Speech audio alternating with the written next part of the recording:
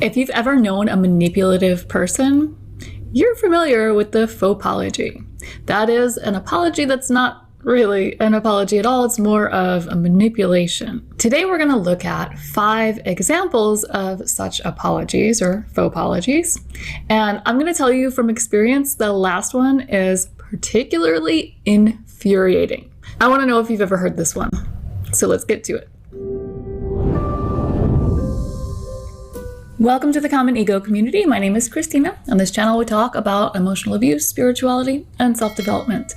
Today, we're talking about the fauxpology, which we've talked about before. And if you missed that one, I'm going to link to that video in the card and the description. So why are we talking about it again today?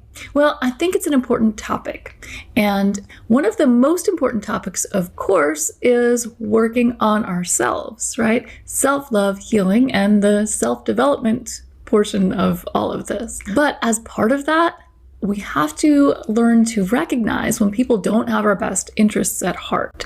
And sometimes it can be tricky. It's especially tricky in the case of the fauxpology or faux apology.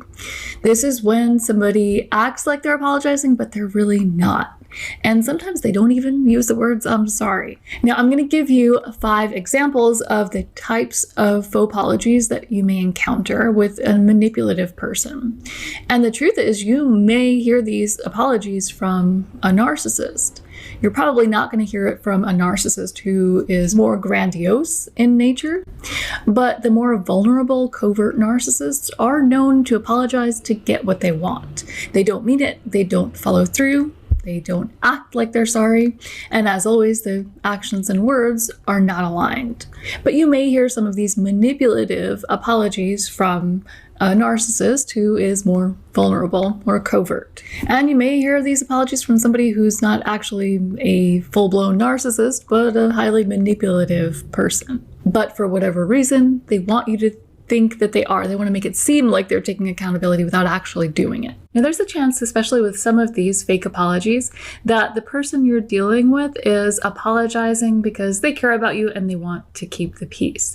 And maybe they don't actually feel sorry. And that's something that we all have to use our own discernment to figure out, whether the person in our lives actually cares about our feelings or if they're only out for themselves. But one thing's for sure, if anyone's using any of these fake apologies, they're not actually sorry. So the first type of manipulative apology is the victim's apology. And that's where they're apologizing. They're saying the words, I'm sorry, but at the same time, they are saying something negative about themselves because really they're fishing for you to say, oh no, it's fine. You don't have to worry. I don't want you to feel bad. Don't worry about it. So let me give you some examples. I'm sorry, I'm such a terrible person. Sorry, I'm such a screw up. Sorry, I ruined your life. And usually this one and really all of the others are exaggerations of the situation. So maybe the situation is like, the person came home late and you had to wait up for them and then you overslept and you were late to work. Sorry, I ruined your life. Even if the person says it and sounds sincere, it's ridiculous. It's sarcastic, but it doesn't always come across that way. When the person is saying it, they don't always say it sarcastically, because when somebody says something sarcastically, you know it's sarcastic, right? And you don't take it seriously. But these types of apologies can come off very sincere, and they're really just manipulative. This person wants you to feel sorry for them so you won't be angry with them anymore. Or maybe they even want you to end up apologizing to them. I'm sorry I made you feel bad. It wasn't that big of a deal. They take it to the extreme and they make it seem like your feedback just destroyed them. The feedback like, hey, you did this thing that hurt my feelings, just absolutely wrecked their self-esteem. And then they make you feel like you owe them an apology. These types of apologies, unless they're said sarcastically, are always manipulation. So the second type of fauxpology or manipulative apology is the blame-shifting apology. And that goes a little something like this. I'm really sorry I did that, but if you hadn't done this first, I wouldn't have done that.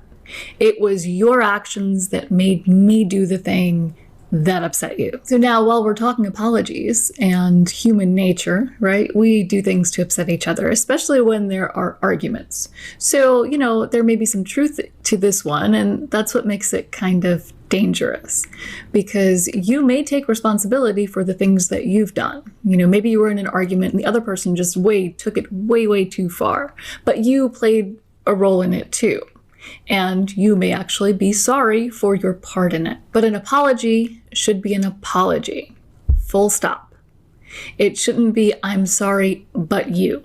It's up to each of us to take responsibility for our own actions, and apologies shouldn't be contingent on whether somebody else takes responsibility or not.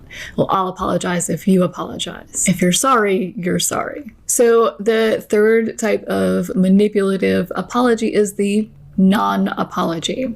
And there are lots of types of non-apologies, but the one that I'm talking about here is where somebody will give you an excuse and then say something like, please understand. The tricky part about this one is that they're not actually apologizing. They're making it about themselves, really. They're saying, yeah, I was in this bad place, or, this other thing happened to me, and then that's why I did that. I hope you understand. So the next type of fauxpology is the guilt trip. Now, this is when the other person really lays it on thick. Oh, I thought you loved me. Hey, listen, we've known each other for a while and we've both made mistakes along the way. Can't we just get past this? And it can be tempting, especially when you know that the person is not really going to apologize anyway. If they're offering, it's kind of almost like they're offering an olive branch. Let's stop fighting.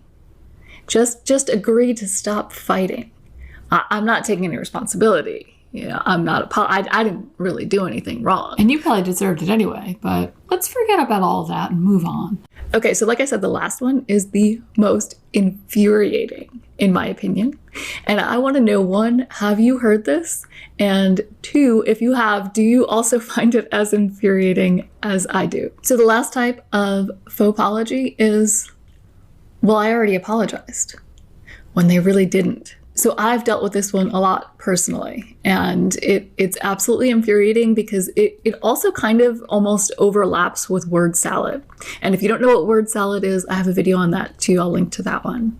But this apology is where, so you're kind of in a discussion about something, maybe an argument, and it goes on and on and on. It's usually one of those circular arguments that just have no end.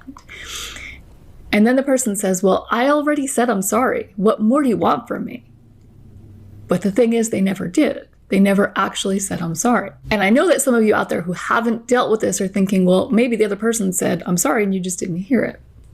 But here's what's going to happen afterwards. What happens is the person doubles down. Well, I already said it, but I didn't hear you say that. Well, it's not my problem if you didn't hear me say that. I said it. What more do you want from me? And oh, what's that? Yeah, it's a little bit of gaslighting too. So then you can have an argument, a circular argument about whether this person apologized or not. And through it all, they will never actually own up to anything. They'd never take responsibility for their actions. They just pretend like they did. You can go around in circles on this forever, but if somebody was really sorry, they would just say it. Now, before we wrap this up, I want to mention that not everybody has to apologize for everything you think they have to apologize for. Of course, right? We've all been accused of things that we think that we don't have to apologize for, and so maybe we don't apologize. So how is that different from the fauxpology?